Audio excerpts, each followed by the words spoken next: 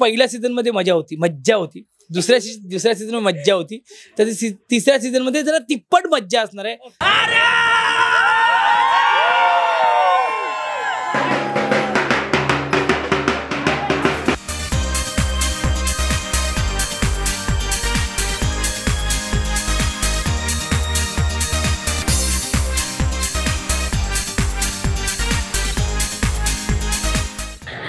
नमस्कार फ्रेंड्स, मी मज्जाची नीलम. आता होऊ दे धिंगाणा 3 हा लवकरच प्रेक्षकांच्या भेटीस येतोय आणि धिंगाणा घालणार कोण तर सिद्धार्थ जाधव. नमस्कार, मी मज्जा बॉय सिद्धार्थ जाधव. बघ, म्हणजे अंकिता असेल किंवा नीलम असेल, आपलं बाबा ठरलेलं आहे. मी मज्जा बॉय आहे, तर मी मज्जाच करते आणि मज्जाच करायला येतोय धिंगाणा सीझन 3 मध्ये.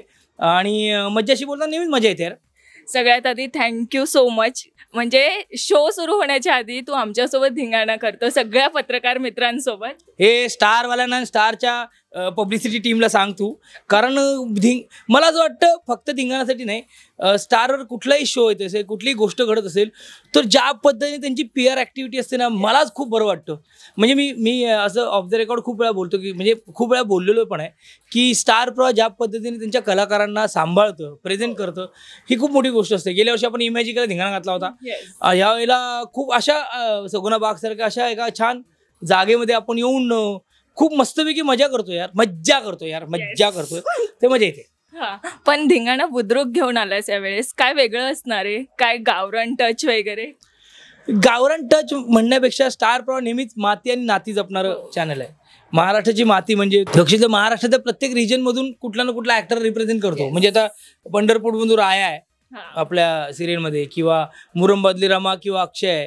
मला वाटतं की स्टार प्रवाहच्या प्रत्येक सिरियलमधला कलाकार महाराष्ट्राचा एक रिजन कनेक्ट करतो, त्यामुळे ती माती कनेक्ट करतो आणि ती रिप्रेझेंट करतो आता उद्या धिंगाणामध्ये. त्यामुळे धिंगाणा बुद्रुकमध्ये आता ही लोक येणार आहेत.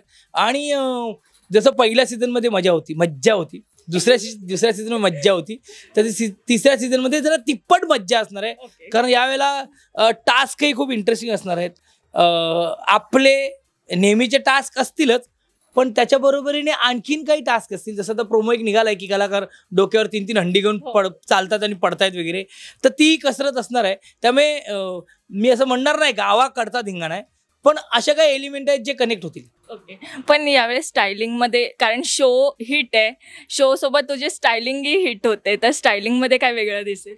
नाही, शो हिट आहे कारण ह्या सगळ्या लोकांची मेहनत आहे. ज्यात स्टार प्रवाह आहे, श्री सर आहे, सुमेध आहे, त्यानंतर फ्रेमची टीम आहे, क्रिएटिव्ह चिन्मय आमचा रायटर आहे, सतीश राजवाडे सर, ही बाकीची PR टीम, मायबाप रसिक प्रेक्षक, येणारे कलाकार, तुम्ही जे पोचवता आहे, अशी एवढ्या लोकांची टीम सुपरहिट करण्यात आहे. त्यात सिद्धार्थ जाधव कसा रिप्रेझेंट होईल, कसा प्रेझेंट होईल, हे बघतानाही खूप मेहनत घेतात स्टारवाले. हेअर मेकअप पासून स्टायलिंग पर्यंत एक मराठमोळा टच आहे स्टायलिंगमध्ये. मला वाटतं आता जी मला स्टाईल करते सायली, आमची सायली पांघरे, ती पण खूप शोला धरून काहीतरी एलिमेंट आणण्याचा प्रयत्न करते. म्हणजे पहिल्या एपिसोडमध्ये मी जो काय ब्लेझर किंवा जो काय ओव्हरकोट घातलाय, त्याला पैठणीचा एक फ्लेवर आहे. म्हणजे पैठणीची अशी ती इथे आहे सगळं, आणि ते इनोव्हेटिव्ह. मला त्या कपडे मी घालतो, मला काय द्या, मला मजा येते, मला खूप आनंद येतो. मला थिएटरमध्ये आम्ही सगळे असल्यामुळे ना, मेक बिलीव्ह नावाचा एक प्रकार असतो. आधी तुम्ही ते छान स्वीकारणं गरजेचं आहे, मग ते लोकांना आवडेल. त्यामुळे मी ते छान पद्धतीने जेलब होतो त्या कपड्यांबरोबर. पण गावाचा विषय निघालाच आहे, तर गावाची एखादी आठवण? अरे खूप आहे. मी तेच म्हणतोय की आठवण ठेवण्यासाठी विसरावं लागतं. माझं गाव कधीच आम्ही विसरलेलं नाही आहे, कोणीच विसरत नाही. मराठी कलाकार आपलं गाव विसरत नाही. त्यामुळे आठवण असं नाही, पण लहानपणी काय मजा केली असं आपण म्हणू शकतो. लहानपणी मी जाम मजा केली. लहानपणी मी आंबे चोरायचो यार. मी विटीदांडू खेळायचो. विटीदांडूचा गंमती, विटीदांडू कमाल गेम आहे तो, आता खेळत नाहीत, पण हात मागण्यापासून आणि मी टोलावतो वगैरे तर लय लांब.